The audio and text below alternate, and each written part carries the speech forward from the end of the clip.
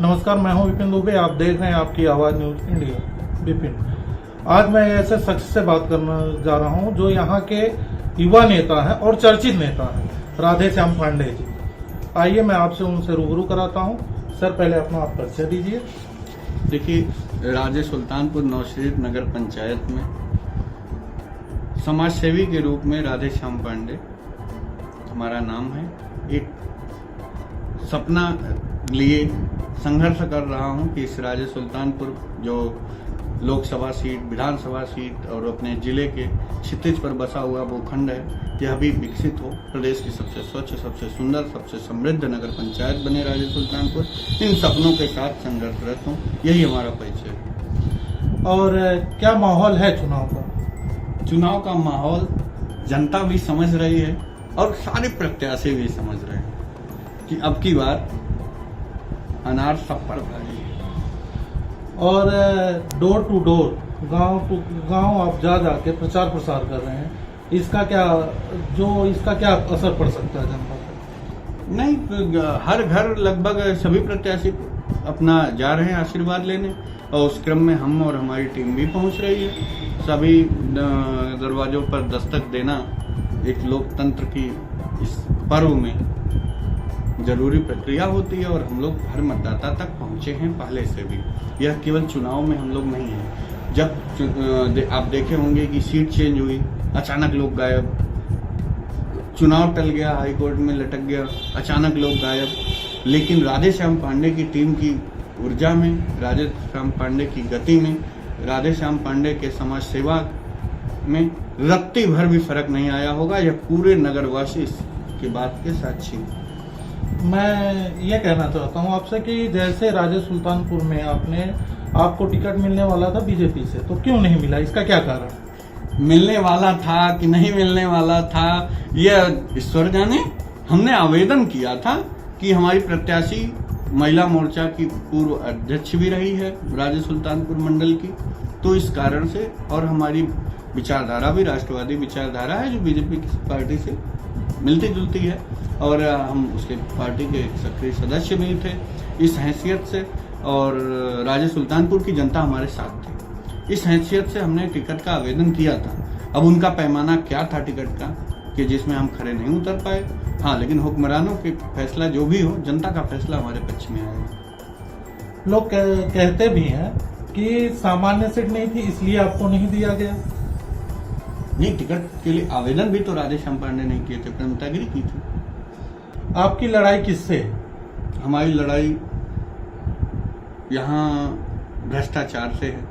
हमारी लड़ाई राजनीति का जो यहाँ तुष्टीकरण किया गया है, राजनीति की गलत परिभाषा गढ़ दी गई है कि राजनेता का मतलब लंबा लंबा कुर्ता पहनने वाले लोग, राजनेता का मतलब यहाँ थाने की दलाली करने वाले लोग, राजनेता का मतलब जिनकी थाने में ज्यादा चलती हो, और बहुत मैक्सिमम बड़े नेता हो गए जिनकी तहसील तक ज्यादा चलती हो।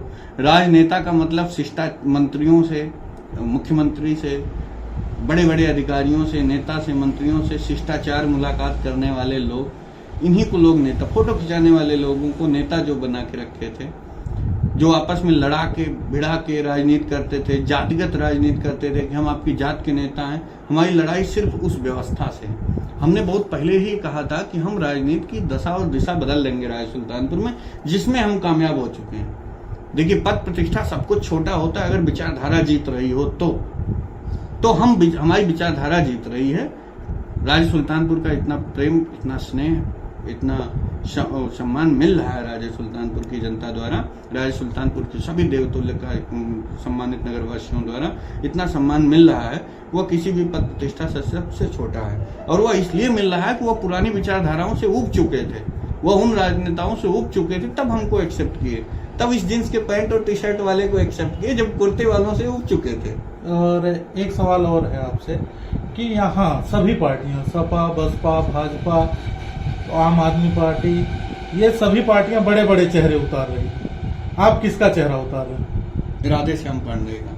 यह चेहरा जब भी उनको पीड़ा हुई होगी, किसी भी नगरवासी को पीड़ा हुई होगी पिछले, जब से हमने सामाजिक जीवन में प्रवेश किया है, तो यह चेहरा खुद ब खुद उनके सामने पहुंच गया होगा। और जो बुरे दिनों के साथी होते हैं वो अक्सर वो दोस्ती टूटती नहीं है। तो हम संघर्षों के साथी रहे, उन पीड़ा में उन पीड़ितों के साथ खड़े हुए हैं। जब भी उनको पीड़ा महसूस हुई है तब राधेश्याम पांडे का चेहरा अगर उनके सामने पहुंचा है तो इन चक्रव्यूहों में वो चेहरा भूलेगा नहीं। और आपके घोषणा पत्र में राजे सुल्तानपुर में बस अड्डा आएगा, सबकी जो है नौकरियां लग जाएंगी, ऐसा कहा जाता है। क्या ये चेयरमैन के दायरे में आता है? नहीं, सबकी नौकरियों की बात नहीं किया, लेकिन राजे सुल्तानपुर में रोजगार का सृजन एक चेयरमैन अगर चाहेगा तो जरूर कर सकता है। चेयरमैन चाहेगा तो राजे सुल्तानपुर नगर पंचायत में जो सैकड़ों कर्मचारी यहाँ पर हैं वो टांडा से नहीं आएंगे, आजमगढ़ से नहीं आएंगे, लखनऊ से नहीं आएंगे, वो राजे सुल्तानपुर के स्थानीय कर्मचारी हो सकते हैं। राजे सुल्तानपुर नगर पंचायत का अध्यक्ष यह कर सकता है कि जो स्वरोजगार के रेहड़ी पटरी वालों के नाम पर जो ऋण का आवंटन हुआ है वह गलत तरीके से ना हो, बंदरवाट ना हो, वह सही तरीके से अगर हो जाएगा तो रोजगार का सृजन हो जाएगा। राजे सुल्तानपुर नगर पंचायत का अध्यक्ष यहाँ के टेंडरों में यहाँ के ठेकेदारों को प्राथमिकता दे सकता है। यहाँ के उन ठेकेदारों से आग्रह कर सकता है कि आप बाहर के कारीगर, बाहर के श्रमिक आप तभी ले आइए जब यहाँ कोई स्थानीय आपको न मिले। स्थानीय लोगों को, स्थानीय मतदाताओं को उसमें प्राथमिकता दी जा सकती है। राजे सुल्तानपुर का नगर अध्यक्ष ये कर सकता है। तो कैसे वो लोग कह रहे हैं कि ये कोरी कल्पना है? और यहाँ तो जब चुनाव आता है तब लुभावने दिए जाते हैं, लॉलीपॉप दिया जाता है जिसको कहते हैं, और यही लॉलीपॉप आप भी तो नहीं दे रहे हैं। विपिन जी, कई दशकों से जो चुनाव यहाँ हुए हैं, आप मतदाताओं से भी पूछिएगा कि असली बात तो यही है कि यहाँ लॉलीपॉप भी नहीं दिया गया। यहाँ चुनाव कैसे निकल गया कि किसी को पता ही नहीं चला।